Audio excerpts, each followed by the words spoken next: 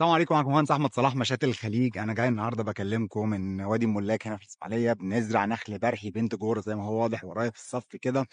ربنا يبارك للرجاله زارعين ما شاء الله. المزرعه هنا تعتبر مزرعه بكر، يعني لسه شغالين فيها جديد.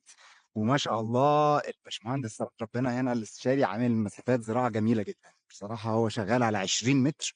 في الخطه قدامي ان هو هيزود واحده بين كل اتنين بحيث ان هو يبقى شغال على 10 متر في الصف الواحد، وبعد ما يخلص الصف ده هندخل على الصف التاني ان شاء الله. تقليل المسافات دايما بيأثر معانا على زياده الرطوبه، وزياده الرطوبه دي بتأثر على جوده الثمار، بنلاقي فيها عرق كده ناشف بيطلع فيها، وده بيقلل من جودتها جامد قوي.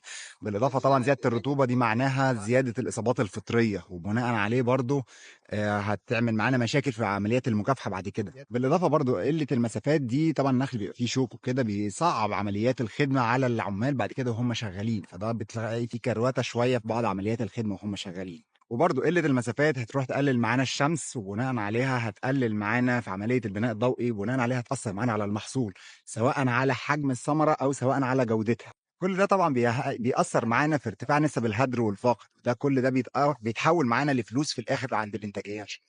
بالاضافه ان المنافسه في السوق حاليا هي منافسه جوده، يعني انا بالنسبه لي عشان اتكلم في حاجه صح، لا انا فعلي عايز جوده اعلى باذن الله ان شاء الله.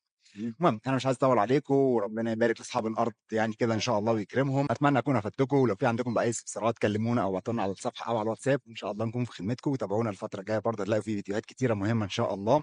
وندعو لاصحاب الارض بالتوفيق يا رب، وربنا يكرمهم ويوفقهم كده ويقوي الرجاله باذن الله ان شاء الله. والحمد لله رب العالمين، النخل برضه ابتدى يجي اهو، هنخلص برضه ايه وهننزل لسه ان شاء الله. المهم يلا مش هطول عليكم اكتر من كده، باي خدمات. السلام عليكم.